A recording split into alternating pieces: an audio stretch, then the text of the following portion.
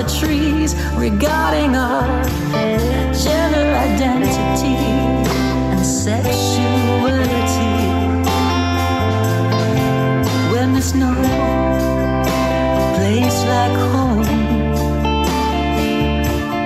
empty air, an empty establishment. Friends with Dorothy, fighting for your civil rights. Out on the cruel streets tonight.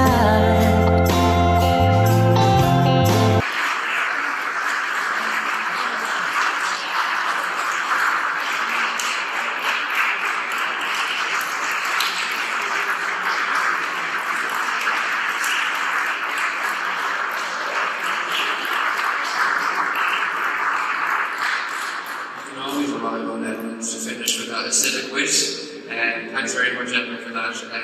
Now, I suppose, as I said, we're marking a series of events, and I suppose one of the longest Pride activists has been at everything from the beginning, and is still a powerful fighter for equal rights today, and is up next. So I'd like to welcome Izzy Kamikaze.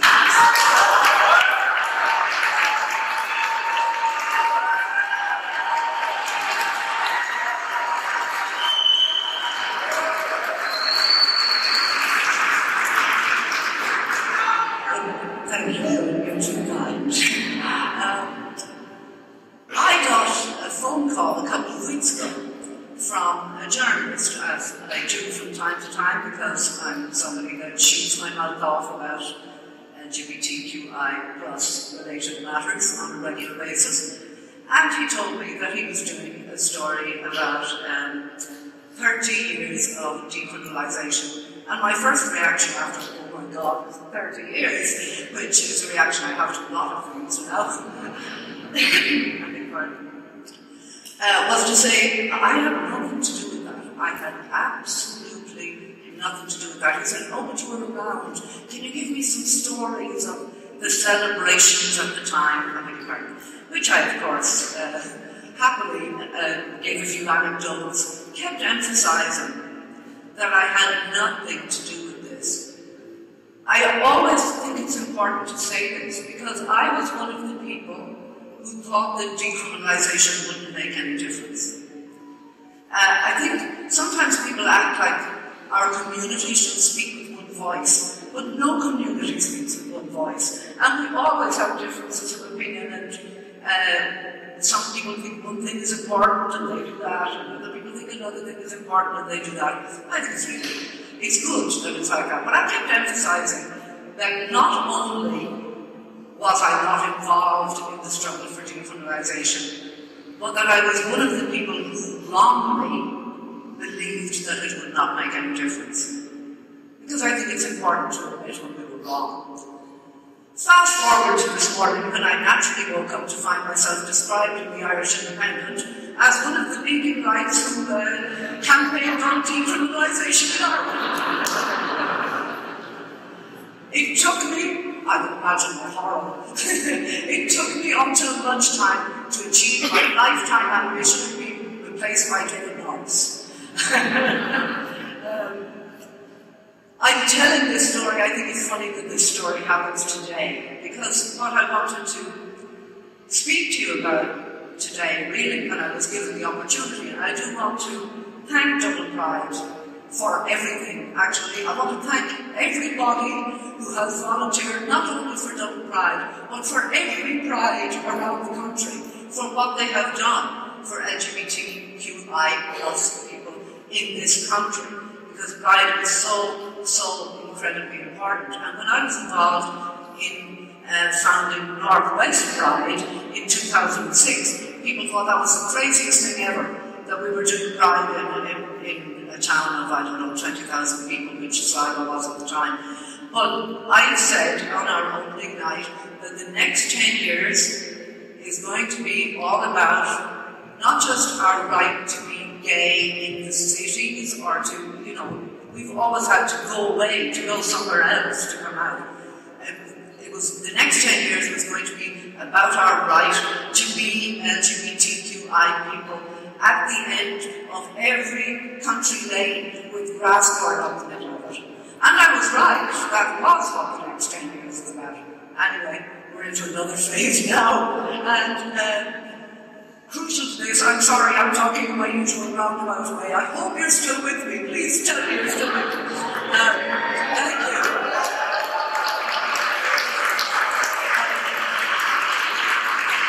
I think we have an awful lot to be proud of. And in fact, we've always had an awful lot to be proud of, even when there was only a handful of us being proud of it, you know? But we really do have a lot to be proud of, but we also have a lot to worry about. Because, I beg your pardon. Because, as has been mentioned already, there are extremely powerful forces lining up against us at the current time and aiming to take away everything that we have achieved. And this is largely because of our phenomenal victory in relation to marriage equality. And I would like to thank every single person, and particularly the rural activists who gave themselves near nervous breakdowns campaigning for marriage equality, often very unappreciated, because that was really crucial work. But for the right wing, of course, that was a huge defeat, and they have not recovered from that defeat, and they are pouring a ganzy load of money basically into attacks on trans people at the moment, which they believe they have identified as a weak spot in our solidarity. And I hope that we are going to show them that it is not so.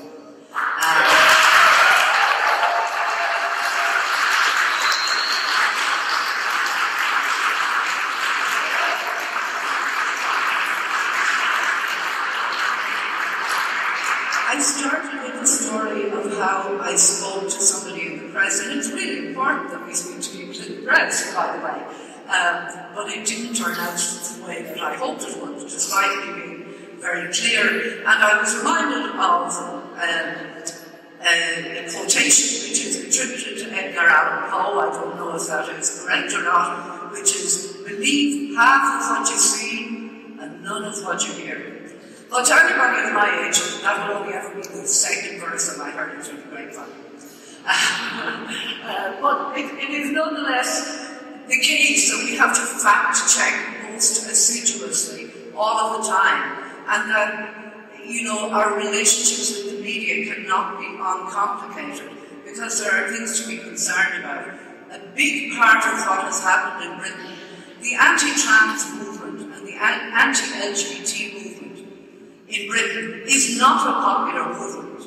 It does not have huge grassroots support, but nevertheless it has managed to win over both of the main political parties. And the reason why that happened is because there are people in the press who are affiliated to that movement. And there is a very grave danger of the same thing happening here. And I have seen some concerning things in the media in recent times.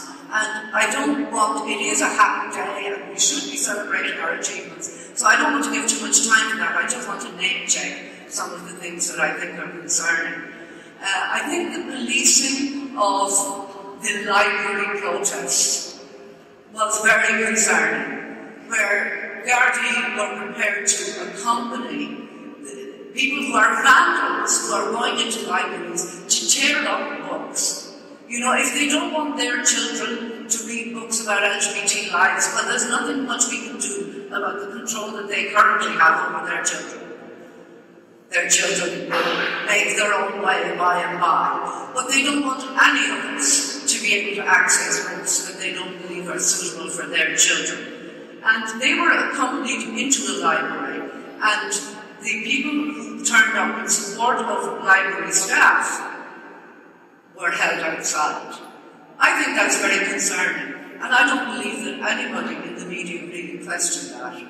Likewise, the policing of the protests in Sandon Street.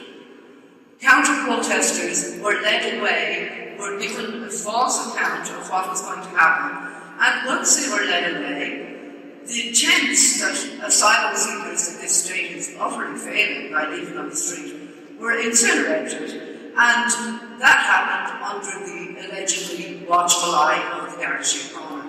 I think we have to be concerned about that, but I think we have to be even more concerned about the fact that nobody in the media is questioning that nobody in the media is questioning why the Garda press office is briefing contradictory to facts in a situation. Now, there are two more serious cases that I mentioned before moving on. One is the unfortunate 14-year-old who was assaulted in Navan recently. And again, far too many people parroted the official line that those of us who shared that video were doing something wrong. But that young person's family turned up to the Garda station to complain about the assault on their family member. And they were told that the Gardaí had more important things to think about at the time. And this reminded me very strongly of the time of the Fairview Park killing of Declan Flynn. Because as most of us probably already know, there were other gay men who were assaulted in that park and were not killed. And some of them were brave enough to go to the Garda station. And they were laughed out of the Garda station. So I think we have to ask ourselves, because I think we all know that if that video had not gone viral on social media, nothing would have happened to defend that young person's rights. So I think we have to start asking questions, and I think we have to start demanding of the media that they ask questions. And there is one even more horrific story, and much as I hate to bring it into this room on this celebratory occasion, I feel I need to do so. A couple of weeks ago, the same week as that assault, in fact, a man appeared in court charged with an assault on an 86-year-old woman called Marie McGowan. And Marie was in the early stages of Alzheimer's 2 years ago, and she had moved to Dublin to be closer to her adult children. And she had just very early stage Alzheimer's, but she went home, went to bed after having a meal with a friend, and she woke up and believed it was morning. It was only 1 o'clock in the morning. She got dressed and went out to go to the shops. She was a little confused. And she met a man called Alex Bailey, who really viciously assaulted her. I mean, it's an unbelievable assault on an 86-year-old woman. He kicked her, he broke her nose, she had internal injuries. He threw her head first into a wheelie bin and held the lid down on the wheelie bin. She struggled to get out and managed to get out. And as she came out of the wheelie bin, this was all captured on CCTV, he kicked her and punched her. And several papers reported on this and on the very lenient sentence that was doled out by the court. In almost identical words, in fact, so I'd say there was just one reporter there and several papers carried their story. And buried down in the body of the text, as if it was nothing, is the line that tells us that in his defence, in Alex Bailey's defence, his counsel said that he thought she was a man dressed as a woman. No newspaper led with this. No newspaper explored the fact that this was a hate crime. This assault, this horrific assault, was inflicted on this 86-year-old woman because somebody mistook her for a trans woman. Somebody who was so full of drinking cocaine that he didn't know what to think. And this was accepted. We're always told in relation to violence that like intoxication should be no defence, and it should be no defence. But this was presented as a psychotic episode, and this assault on this woman got a very lenient sentence. And it ties in, I don't want to go on about it, because there's other people who know a lot more about this than me, but this is a classic hate crime. It's a crime that is inflicted on somebody because of their characteristics or perceived characteristics. I think it's very tragic that that 86-year-old woman was treated in that way. She never regained her independence. And I think it is equally tragic that nobody in the Irish media has explored that aspect of this story and has linked it into stories about the increased rate of assaults on members of the LGBTQI+ community. And I think it's high time that somebody did. Now, I think we have to be very grateful at this point because I want to come back to the celebration. But I think one of the things we have to celebrate is GCA. Right?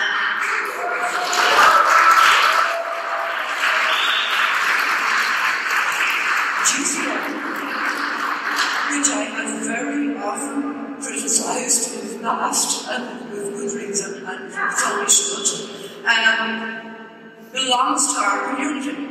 And when nobody is prepared to take our stories, hear our stories, spread our stories, GCN gives us an opportunity to put the record straight. So I would like to encourage any of you who have any ability to write whatsoever or who have a story to tell, to start submitting stories to GCN. And if you don't feel able to write the story yourself, ring up GCN and say, can somebody interview me? Because I've got something that I really need to talk about. So that's very important. We need to start putting the record straight. And there are things that we need to do. There are things we have been very good at, and there are things we have neglected. And we have neglected the weaker members of our community. And we have not made provision for LGBTQI people who are aging. And this is a very, very big flaw in our work. So in the difficult times that come ahead, I want us to remember that lovely as it is to be standing in City Hall talking to you today, Pride was a wonderful thing when it was like 25 people gathering on the street and gathering all their courage to walk through the streets. Somebody said to me once, a performer in a dispute, in an argument we were having, somebody said to me, Pride would be nothing without me, without us. And it really stuck in my head because I thought, no, Pride was never nothing. You know, we had nothing. and it was very little, but it was never nothing. It was never nothing, and it never will be nothing.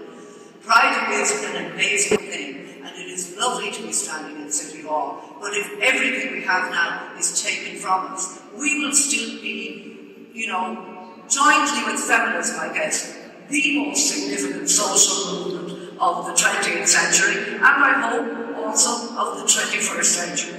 Okay? So we need to remember that. We need to gather our resources. I'm going to finish by asking people to remember what Pride is about. Pride is about us. Pride is about the people. Pride is not about the entertainment.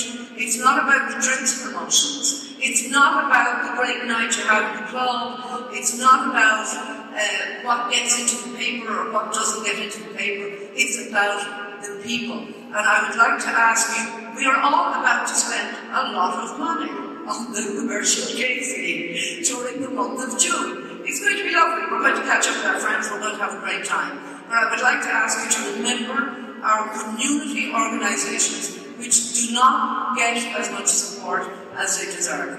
I would like to ask you to support Dublin Pride, but also to support every little pride around the country. Last year, I was at the first ever Brogan Again Cocktail up in County Donegal.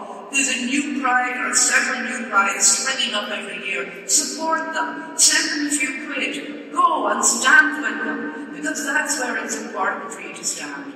And, you know, you're going to be emptying your wallet in every pub and club in town this month. Try and keep a tenner and hand it into Outhouse, or give it to GCN, or give it to Dublin Pride, or give it to one of the rural prides around the country. But give it to something to sustain our communities. Because we built this. But if we don't continue to work every bit as hard as we worked before, we will lose it all again. I don't want that to happen. I hope you don't want it to happen either. Happy Pride.